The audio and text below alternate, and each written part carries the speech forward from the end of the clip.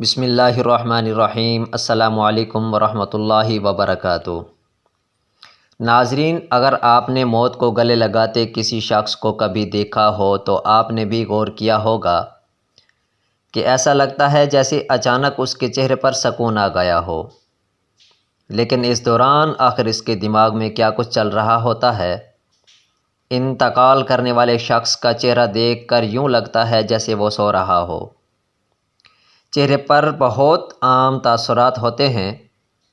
میرے ایک رشتہ دار انتقال کے قریب بہت تکلیف میں تھے، لیکن مرنے کے بعد ان کا چہرہ چمک رہا تھا اور اچانک ایسا لگنے لگا جیسے وہ بہت خوش ہوں۔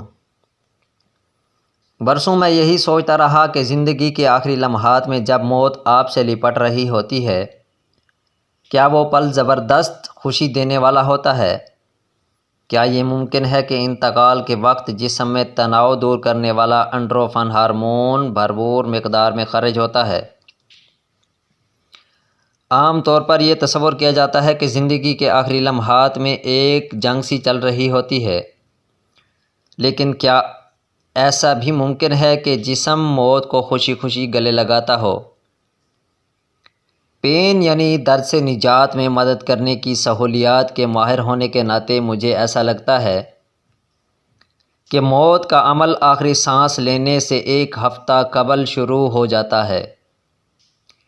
اس دوران صحت متاثر ہونے لگتی ہے، جسم کمزور پڑنے لگتا ہے، چلنے میں دشواری پیش آنے لگتی ہے اور غنودگی طاری رہتی ہے۔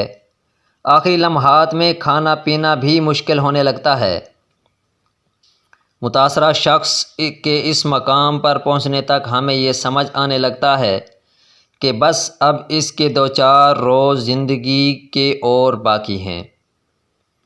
بہت سے لوگ اس پورے عمل میں سے ایک ہی دن میں گزر جاتے ہیں اور کچھ لوگ زندگی اور موت کے درمیان تقریباً 1 ہفتے تک رہتے ہیں۔